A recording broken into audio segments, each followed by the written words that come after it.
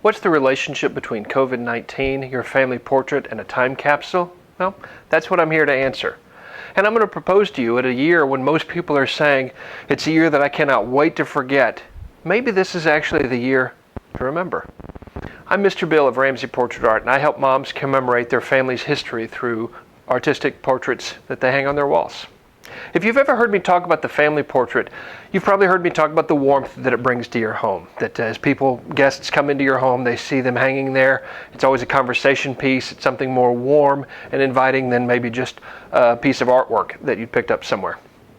You've also heard me talk about the emotional side, the message that sends to children.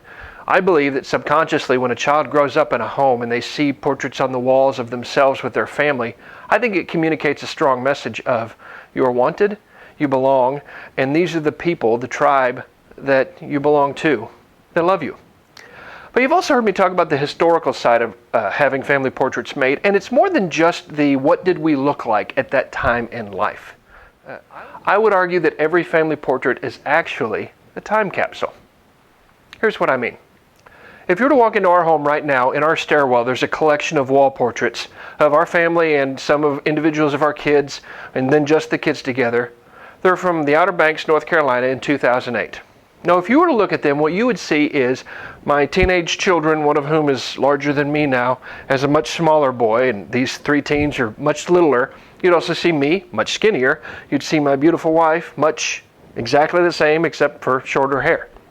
You'd see Hatteras lighthouse in the background, beautiful scenery, and that would be the visual historic thing that you would see. But that's not what I see. It's not what Cherie sees when she looks at those portraits. We see 2008, which of course was the great economic crash of the world. We also see the year that we chose to shut down our storefront, the best professional and personal decision that we ever made that probably also likely saved our marriage. We see that harebrained comedy of error trips from Destin, Florida to get to the Outer Banks in a very short, narrow window of time. We see ourselves stuffed into our van with our three young kids and our teenage babysitter, Danielle, who was such a big part of our life back then. And even though we don't see her today, we still look at those portraits and we go back to that time and think of her with love and fondness. We see our trip up and down the Outer Banks. We see a trip from there to Gatlinburg, my first trip to Gatlinburg, Tennessee, which was a connection to Cherie's past because that's where she went as a kid to go vacation, on and on and on and on. As we look at those portraits, for us, they're a time capsule because we have the chance to see them and unpackage so many other things that were going on in our life right then. So, the question for you is the COVID year the year that you want to remember? And before you answer that, maybe the answer is yes. Maybe the answer is no, but consider this. Whatever is going on in your life, some of the friends I've talked to since COVID hit, it's the best professional and personal months of their lives. Others, it has been utterly disastrous. Most of us, I think, somewhere are on the spectrum between those. And whatever is going on in there are going to be things to remember from this time.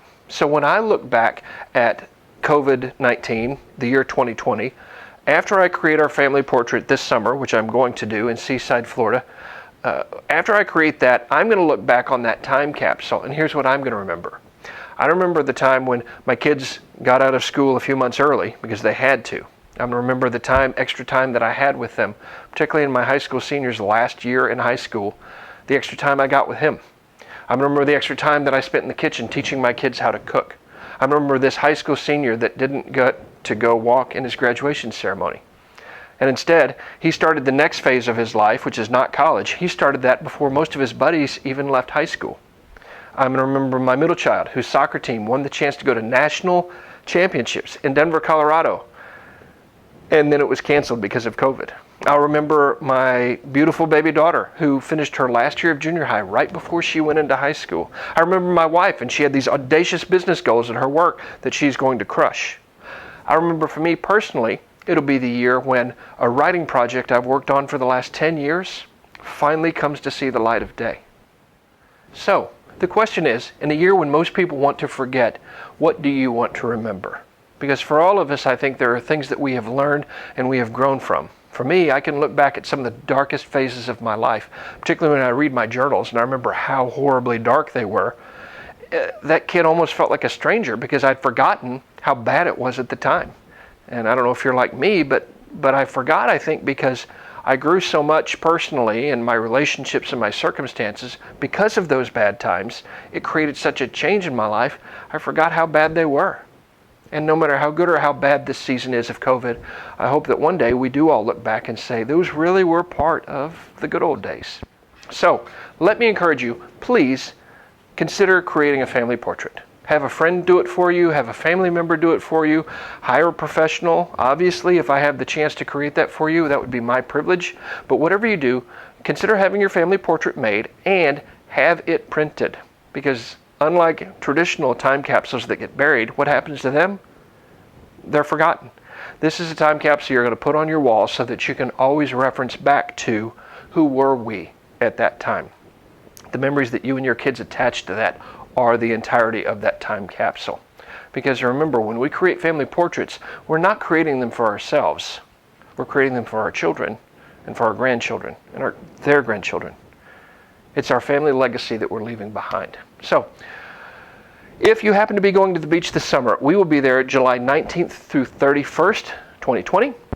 Down in Seaside, Florida. If you're going to be there, we would love to create something for you.